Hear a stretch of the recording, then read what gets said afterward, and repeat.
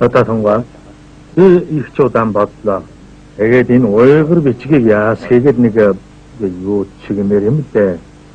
Хаан та уйгар үсгээс үлгэр аван Монгол бичиг зохиож болох уу гэж асууж байна уу? Тийм ээ. Яг тэгж санаж байна. Манай Монгол агуу том улс боллоо. Өөрийн гэсэн бичиг өсөхгүй байж болохгүй ч тийм. Цэргийн тушаал, уйл цаад гаргах, хөс зэрэгэлдээ улс орон тойгон харьцахад аман захиа зангидсан нөх зэрэгээр хэдий болтол явуулъя.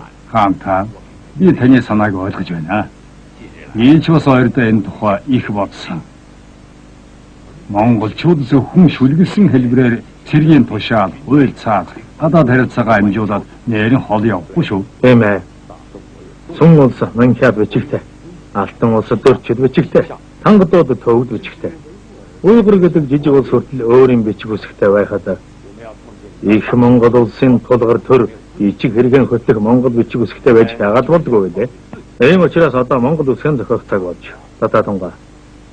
Чи энэ ажлыг амжуулж чадах уу? Би чадна гэж бодож байна. Сайн байна. Чамд урд чадаад талархаж.